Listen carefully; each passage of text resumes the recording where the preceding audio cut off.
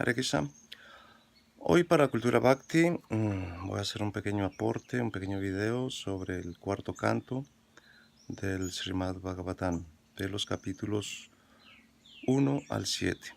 El primer capítulo habla sobre la descendencia de una de las hijas de Swayambhuva Manu. En realidad el video me voy a concentrar más en los siguientes capítulos, del 2 al 7, porque habla de un tema que es el diario vivir. Se trata de los conflictos. Inicialmente es un conflicto entre un padre, que a la vez es suegro, y un yerno. Eso pasa en las mejores familias. Entonces, ¿cómo lo vamos a resolver? Aquí en estos 7 capítulos nos narran cómo el no aceptar una realidad se vuelve una lucha interna, que es lo que tenía Daksha. Daksha, al no aceptar a su yerno, él realiza una acción que él después se le convierte en un conflicto interno del personal.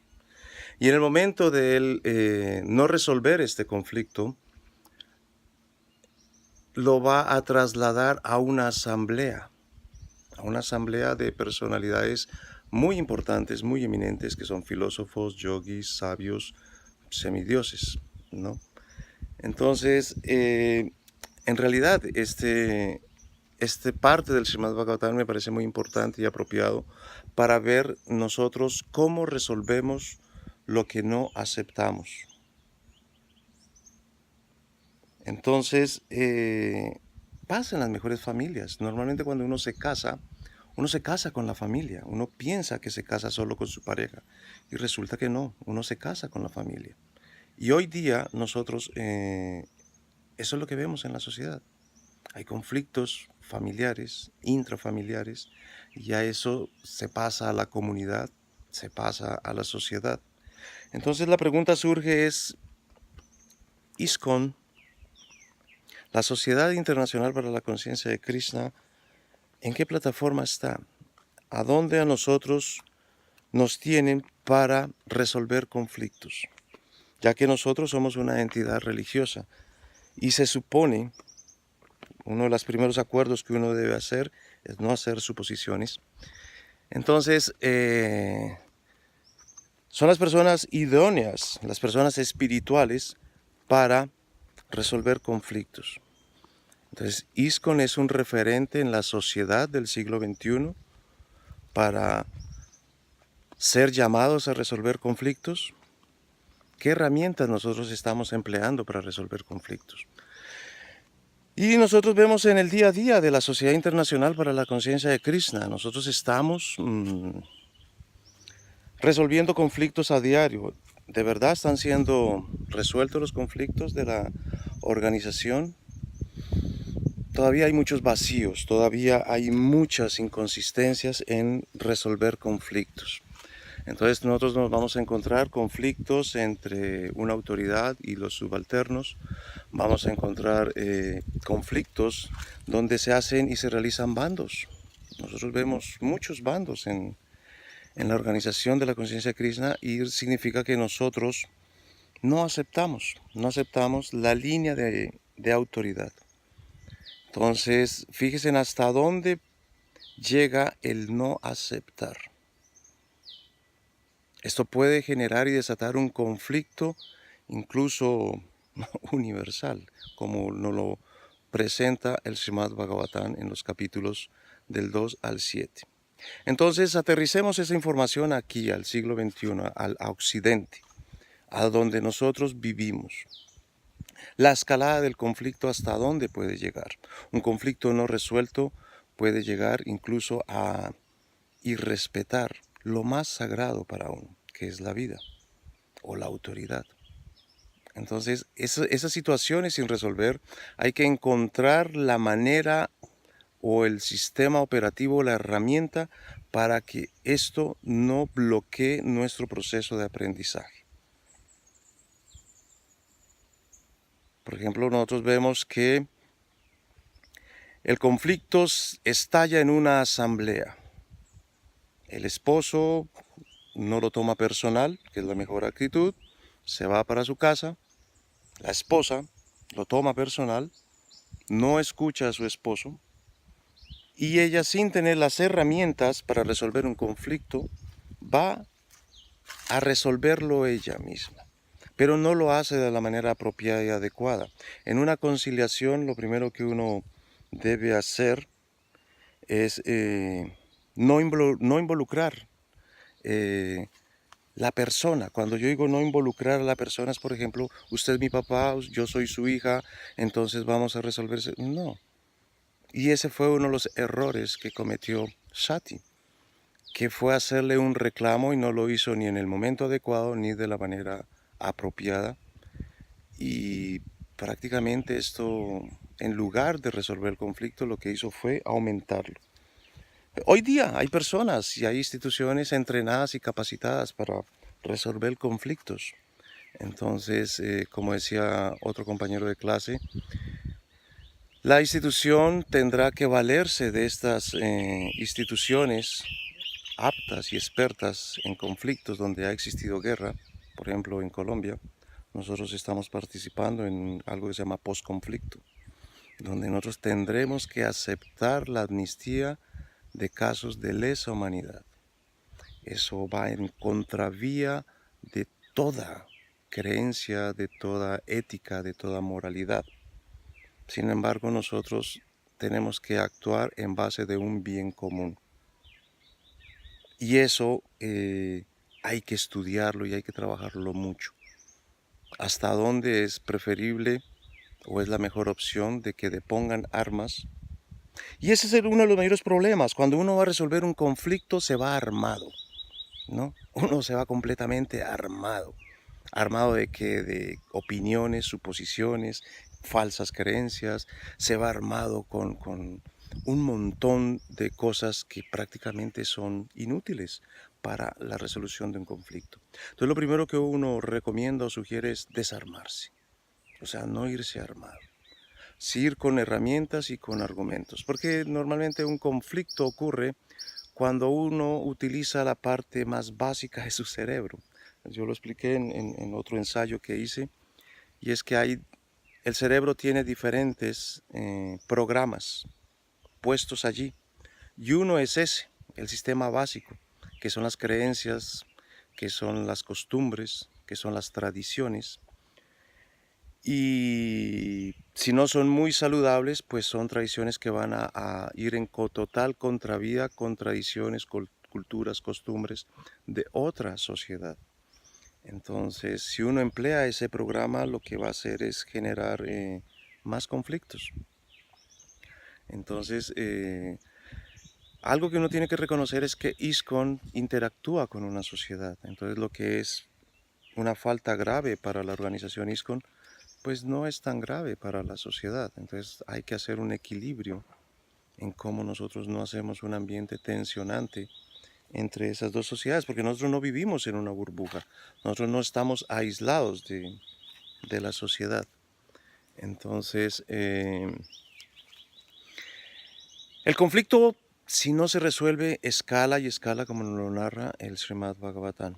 Escala a tal medida en que se quitan vidas o se hacen daños irreparables. Entonces, en una institución es importante mediar los conflictos y tratar de llegar a hacer acuerdos antes de que la situación se vuelva tan tensionante en que se hagan divisiones o separaciones, o sea, nos volvamos separatistas. Que eso es lo que Chaitanya Mahaprabhu siempre nos sugiere, siempre nos alerta de que él no está muy a favor de filosofías separatistas, porque si uno se siente ofendido, si uno se siente insultado, atropellado, maltratado, pues uno puede llenar su cerebro de toda una serie de información sosteniendo esa tesis, ¿cierto? Entonces lo que uno sugiere es, hombre, retiremos esa información, analicemos de nuevo para revisar cómo nosotros podemos seguir en el sendero del Bhakti de una manera saludable y no perderse en las distintas ramificaciones que surgen, y pues algunos tendrán toda la validez para abandonar este sendero de la autorrealización. Sin embargo, este conflicto que aparece aquí en el cuarto canto del Srimad Bhagavatam le da a uno herramientas para elucidar, para clarificar, para saber uno en cuál es el rol y el papel de ISKCON en la sociedad. Si nosotros analizamos o lo ponemos en un mapa institucional, ISKCON aparece como una entidad religiosa, como es lo que yo hablé en otra exposición. Nosotros somos formadores de líderes. Nuestro trabajo y nuestra función es educar. Entonces nuestra función es rectificar, no castigar. Mismo si la Prabhupada, en los años que él estuvo aquí en Occidente haciendo la tarea como maestro, él en ningún momento castigó. Él rectificó, fue muy firme, nunca se desvió de sus enseñanzas, todo lo contrario, las adaptó, las aplicó a una sociedad que eso era un choque de trenes, una cultura oriental con una cultura occidental, y sobre todo Estados Unidos, Europa, Latinoamérica.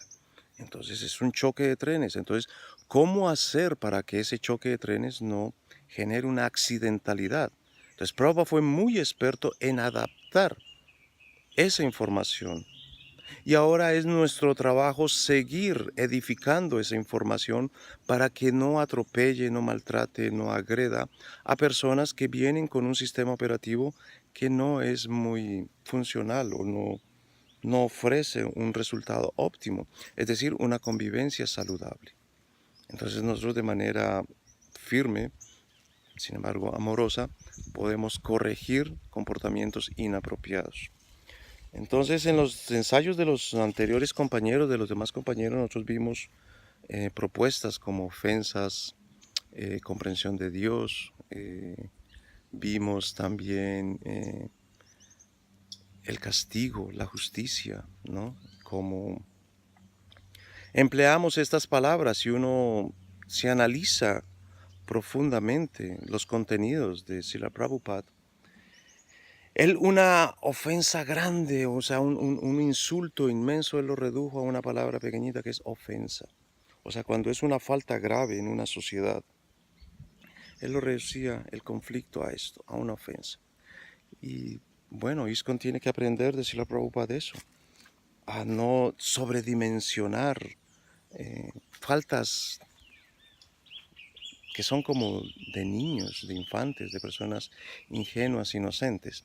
Hridayananda Maharaj da un ejemplo muy interesante que, bueno, si a uno un niño de 2, 3 años viene a golpearlo a uno, pues hombre, esos no le van a afectar a uno tan fuerte o tan grande.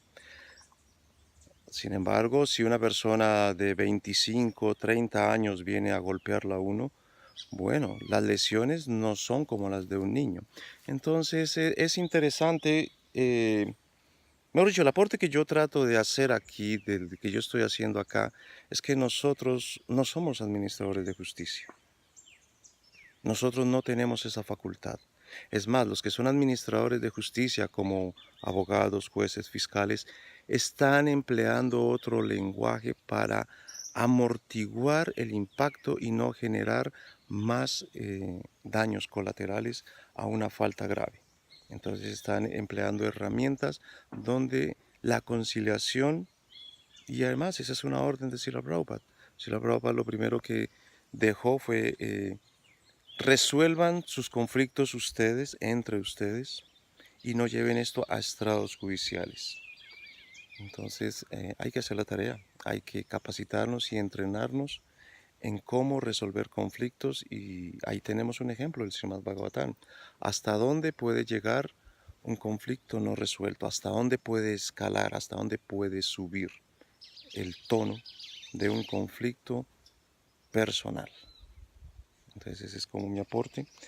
Hay herramientas para resolverlo, podemos resolverlo y en la medida en que nosotros podamos resolver esos conflictos, nosotros podemos ir ascendiendo en nuestra plataforma, en nuestra comprensión de la práctica del servicio devocional y podemos respetar otros procesos, es decir, de otra persona que hasta ahora está iniciando el sendero o de personas que han avanzado más en este sendero y tienen que tomar decisiones. Entonces en esa toma de decisiones, pues bueno, a algunas personas no les va a gustar, a otras personas pues no van a estar muy de acuerdo con, con esta toma de decisiones. Entonces a uno, si ha hecho la tarea, si ha hecho un buen trabajo, no le va a afectar y uno se adapta y uno empieza, y uno hace los arreglos para continuar con su proceso. Bueno, esto es lo que tengo yo que decir. Hare Krishna, que tengan un excelente día.